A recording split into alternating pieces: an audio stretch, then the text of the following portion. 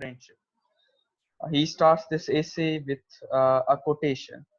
Okay, so the quotation is, I'll show you that. Again, it's not a kind of quotation that you will be thinking, but it's a question. But a question, it is a question asked by one Roman governor. So it becomes a quotation. He quotes that Roman governor. So the quotation is, what's truth? Okay, what's truth? He quotes Roman governor. His name was Pilate. Okay, Pilate was a Roman governor who was involved in crucifixion of Jesus Christ. He was the man who ordered his army to crucify, to kill Jesus Christ. Okay, so he talks about this Roman governor. He quotes this Roman governor and says, "What is truth?" said jesting Pilate, and would not stay for an answer. So this is what the power of truth is. Okay, he asked what is truth when he ordered the crucifixion of Jesus Christ. People said, they argued, Christ is a messenger of God. He is a truthful, okay, man. He brings the message of God. He is true. Then Pilate asked, what's truth? There is nothing like truth. Okay, कोई ऐसी चीज नहीं है. And then he ordered the crucifixion of Jesus Christ. And then he asked in a mocking way, and he never even wait for that answer. He asked the question and then he ordered the crucifixion of Christ, because he knew that if I'll know the truth, if I'll inquire that what truth is, I may in a way disagree from my previous orders that I have given. I may again give another order not to crucify Jesus Christ. So he had that in mind, because truth had the power to change one's opinion. Okay, then he said he will never wait for answer, just ask the question, what is truth? And then he ordered the crucifixion of the Christ. So he quotes that Roman governor. And then he says that from this quotation, he makes an argument. He says, certainly there be the delight of giddiness and count it a bondage to fix a belief. Okay, there is a delight uh, when you are free, when you are not bind to any idea. Okay, when you are not enslaved in the chains of one idea or religion or the concept or anything. Okay, you have that free will. Whatever you want to do, you can do that. Okay, at your own will. So that is there is a delight in that. Delight is in giddiness. Okay, delight is in that freedom when you are not stick to that one idea, when you are not bind to one principle, uh, when you are not in a way enslaved in the ideology of any religion or any political or social ideology. Okay, when you are free, when you don't believe in anything, then you are in a delight. Otherwise, to fix a belief, when your beliefs are fixed, when you believe in one God, for example, when you believe in one religion, for example, when you believe in a one political ideology, you have to stick by it. You have to do according to the principle you believe in.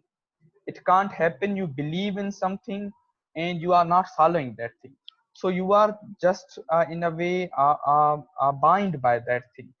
There is a boundary line around you. You can't cross that. That boundary line is a line. It may be of a religion. It may be of a proper political thought you believe in. For example, you believe in a political thought of any of our political parties here in Pakistan. Then you have to stick to it. Okay, your belief will be fixed. You'll not be having a freedom to jump from there to here, from here to there. Okay, that freedom will be snatched from you when you believe in one thing and one truth. So he says, so so this is how truth can be painful. You are bound by that. You will not have the power to move away from it if you believe in truth, if you believe in a fixed ideology. And then he says, affecting free will in thinking as well as in acting. Okay, and then when your free will is affected, that has been damaged, that has been taken from you, you are a believer of one thought, one ideology, one concept. Okay, and then it will, that free will be affected in thinking. You can't even think freely, as well as in acting, you can't even act freely. Okay, take an example of our religion. We are bound by that. We are the followers of that religion. We are bound by that. We can't cross the boundaries that are being made by our religion. Okay, we can't have a marriages, okay, beyond uh, in a way not mentioned in our religion. And then there are various things as well. We can't cross those boundaries. Even religion has the boundaries over our thought as, okay, thinking. We can't think beyond that. To think is God exists or not, okay, this is again a sin. So even in thinking as well as in acting, in both cases, when you are bind to some ideology, religion, any concept, anything, okay, you are bind by that. You are being chained there. You are strict there. You can't move away from that. So this same is the case with the truth. When you believe in one truth, when you believe something is true, okay, when you believe in the veracity of something, you can't ignore that. Then you have to stick by that. You have to follow that. But when you do not believe in any idea, as he says, delight is in giddiness. When you do not believe in any idea, okay, you are free.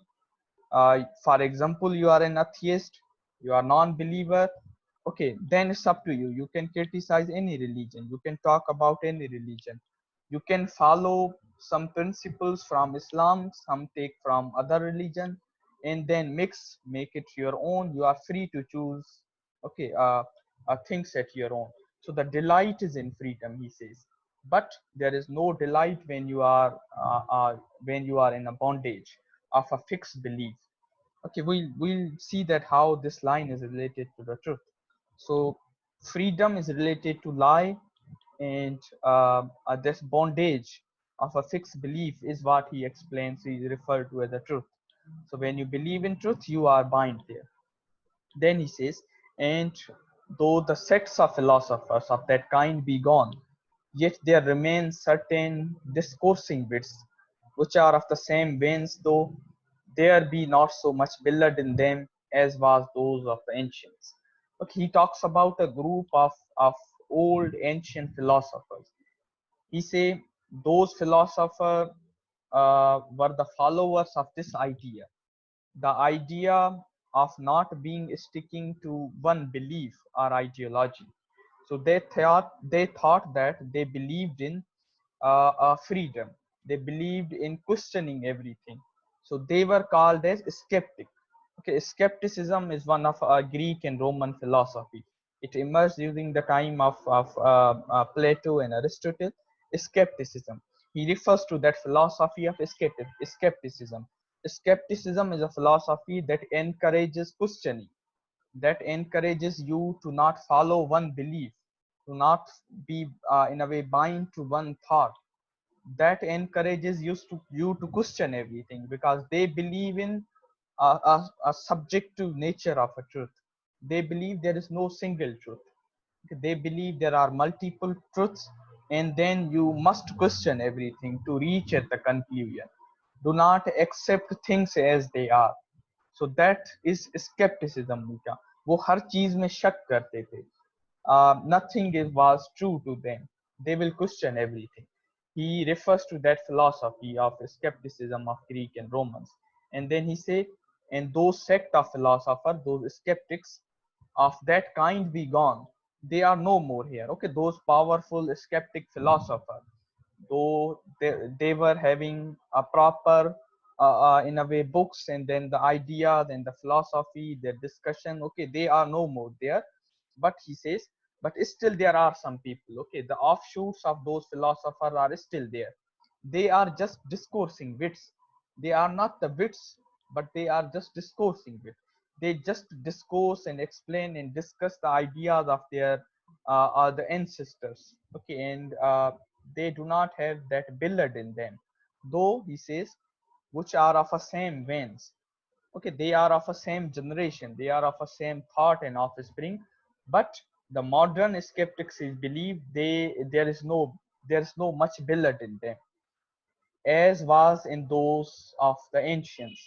Like the ancients, okay, their forefathers, they had a proper system of their philosophy, proper books, and then original ideas, We do not see that in the modern generation of skeptic philosophers.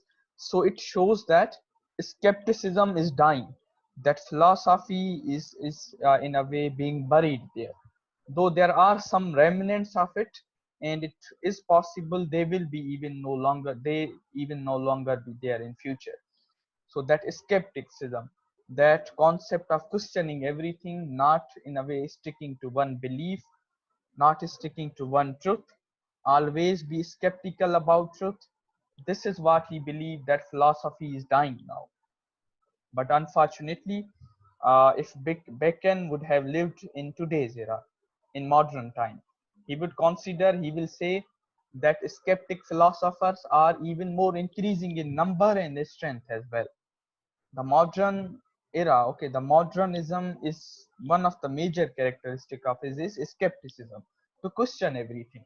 But in the time of Bacon, in that Renaissance age, that skeptic philosophy was dying down. But it has again re-emerged in modern era. We see again skepticism in the form of existentialism, in the form of absurdism, and in the form of what we call that a questioning God. Okay, so this is what again we have a rise of that skeptical philosophy. So they question everything. They do not believe in one truth. Okay, then he goes on to say, but it is not only the difficulty and labor which men take in finding out the truth.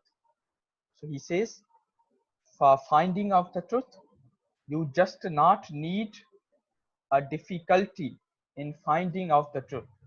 Okay, to find the truth is something very difficult. Okay, but it is not only the difficulty of labor. So you need a labor, you need a hard work to find the truth. Okay, finding a truth, reaching at the truth, revealing the truth is not something easy task. You know that. Okay, look at even our system here. Okay, practical example is uh, how many institutions are working in our country. They try to find the truth there. Okay, look at all those federal institutions, FIA, NAB, all these accountability courts, and then all these session courts, high courts, supreme court, multiple judges are working there on a daily basis. There are various cases in it. Okay, they are being solved. So why these all efforts? Just to find truth. So finding a truth is not easy. Revealing a truth is not simple. It is something a tedious task. Okay, something very difficult. ये कोई आसान काम नहीं है कि you find the truth. Okay, it needs time, it needs effort. It is of is in a way something needs your labor. So he says finding a truth is not easy, nor again when it is found it impose upon men's thought. And even difficult is, though finding a truth is not easy, but even more difficult than is when you find the truth, when it is in front of you, when it is revealed, to impose that truth is even more difficult. I'll again give you one example from our political system. A few days ago, you might be aware of that. We had that sugar commission, okay, that gave it its report. The people who are involved in hiking the prices and then the collecting, uh, uh, and then in that mafia, okay, the sugar cane mafia that we say. So their names were revealed, but no action has been taken against them. So this is very difficult. Though when you find the truth, but to have action against those, to impose that truth, is again very difficult. When you find the truth, you have to stick by it. You have to follow that. But it is very difficult. Okay, then he says, when it is imposed, men's thought that does bring lies in favor, but a natural though corrupt love of lie itself. Okay, so though the love of a lie, okay, that is not a natural. The natural is a love of a nature. Okay, love of a love of a truth. And when that lie is exposed and truth is revealed, uh, again the lie or the love of a lie that uh, becomes dominant at that time, because truth is something that exposes. That is very harsh. Then he goes on to say, one of the later school of Grecian examined the matter, and as it strained to think what should be in it that man should love lies. So he talks about a later school of Grecian philosophers, a Greek philosopher. They tried to find why men lie. They tried to answer that question. They discussed, they contemplated over that why men lie. What's the reason behind that? So what conclusion they came to? They said, where neither they make for pleasure, there are some men who lie for pleasure. But he believes that what Greeks concluded, there are some men who do not lie for pleasure. Okay, they do not lie for pleasure. They do not feel any pleasure when they lie. As with the poets, nor for advantage, as with the poets. Why poets lie? Okay, there are poets, they lie. We know that poetry is fiction. It is not truth. So that is lie. Uh, if it is not truth, if it is fiction, then it is lie. That's untruth. So this poetry is untrue, it is lie. So why poets lie? Poets lie for the sake of pleasure. Okay, to give in a way enjoyment and entertainment to their audience, to their readers. So this is why poets lie. Another reason is there are some people who lie for advantage. They are merchants. Merchant lie for advantage so that they can take benefit from that. Uh, Merchant lie for that. Poet lie for pleasure. But there are some men, that there are some people, they lie for lie's sake. They lie, but for the lie's sake. They have no proper um, purpose behind lying things. They lie because just they lie. They do not have any answer to it why they lie. So he questions those people. He say, if you lie, okay, you lie for pleasure, for advantage, okay, for getting some benefits. But when you lie for the sake of lie, what's the reason behind it? It's of no use. Then he comes on to say, but I can't tell. This same truth is naked. See, he says truth is naked. Naked means it is very hard to believe in. It is very harsh. Your eyes will never, in a way, appreciate that. Your heart will never appreciate the truth because it is naked. And he says, open daylight that does not show the mass and memories and triumphs of the word, half so stately and dainty as candle lights. So here he compares two lights, two kinds of light. One is a natural light. Natural light is a light of a sun, okay, sunlight. That is a open daylight, means a sunlight.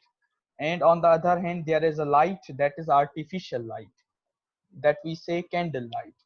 So he believes, he makes an analogy that candlelight is lie, is untruth, and then the open daylight is a truth.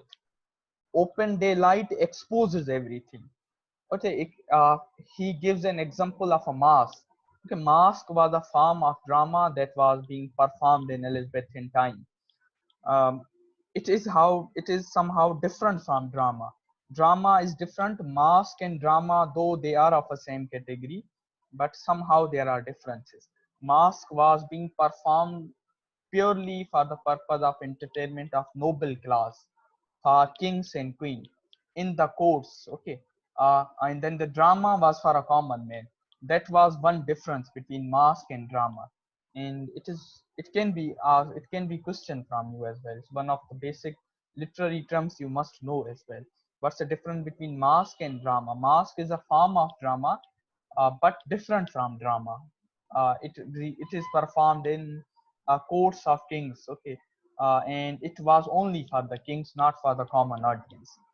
So this is, we say, mask. So he believes that daylight exposes are the artificial things, all the memories and triumphs, okay, all those artificial charms, all those the techniques of alluring of the dramatist, of that drama. That daylight, that sunlight exposes those things to the audience there. But when that drama, when that mask is performed at the night under the candle lights, it looks very charming. Okay, a smooth light is there, and those they okay, their faults are not exposed in a way. If there are faults in the dressing, if the setting is not proper, if the stage is not clean, okay, that will not be exposed to the audience. Audience will just see where the light is reaching, and then the candle light is that light is even very dim, so the things are not clear in it, and people who watch that drama, they are not able to find the mistakes there. But when it comes to daylight and sunlight, it exposes everything. Okay, it brings the mistake and the faults of those dramatists and those drama in front of audience. So this is, he says, this is what truth is. Truth exposes everything. It is naked, it is harsh to believe in. Okay, हमारे पास भी कहावत है ना कि सच कड़वा होता है. Okay, it's sour in taste, and then the lie is very sweet. It is charming, it is delighting, but not the truth. So this is what how he compares lie with a candlelight and truth with open daylight that we call sunlight. So he makes this analogy. This is again interesting analogy. Even you consider when you look at a mirror, okay, your own face. When you look at the daytime in the sunlight, you know, okay, what are the spots are there on your face. But when you look your face in okay, it's light in any artificial light, you believe that you see that your face looks very brilliant, okay, and charming. This is how he compares the artificial light and then the natural light. He makes an analogy there with okay with artificial and a natural light there of truth and lie there. He goes on to say that further may perhaps come to the price of pearl. He makes another analogy that shows based by day, but it will not rise to the price of a diamond or carbonicle that shows best in varied lights. Okay, okay. Can you explain this line? It will be better if you try to explain this line. Read this line and try to explain it. I'll be waiting for your comment. Let's see how many of you can explain it. He compares truth with pearl and lie with diamond or carbonicle. Okay, generally say diamond. So he compares lie with diamond and truth with lie with diamond and truth with pearl. So what could be uh, the analogy of it? How you'll explain that?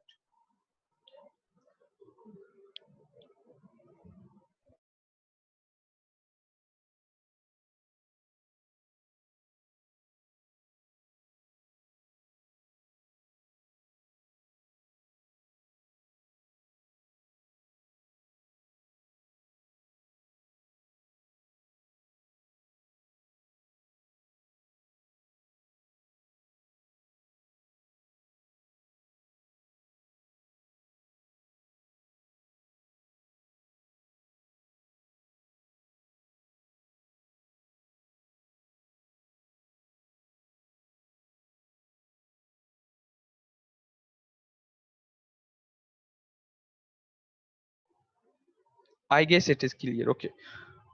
Okay, so after that analogy which he makes, where he compares lie with diamond, which is very colorful and fascinating, and truth with pearl. Then he says there are some people who aid both a lie and the truth, so that there can be a player. It can have a in a way healing effect there. Then he says, does any man doubt what if they were taken out of man's mind? Vain opinion, flattering hopes, false valuation, imaginations as one would, and the like, but it would leave the minds of a number of men poor, shrunken things, full of melancholy and indisposition, and unpleasing to themselves. So this is what he believes, how truth can be, though truth is a powerful, but how it can have a negative effects on a man. Okay, when you look at the minds of a people, they are full with vain opinions, okay, false opinions, flattering hopes, and then the gaudy valuations. Those are fictional imaginations. But when you take all these things from a mind of a man, from a body of a man, what remains behind? A man with a poor shrunken things, nothing else is there. And then it's a full of melancholy and indisposition, and unpleasing, even not to others, but he is to himself as well. They are unpleasing to themselves when they speak the truth, when they in a way expel all those flattering hopes, false valuations, imaginations, those fictional objects, those gaudy and prodigious concepts from their mind. They feel that melancholy, they feel something is lacking behind. So this is how lie affects human body. Even human body, okay, is get strength with lie. If lie is taken out of the human body, it feels melancholy, okay, it feels weakness, and it has an unpleasing efforts, not on others but even on themselves. Okay, so see how much harsh truth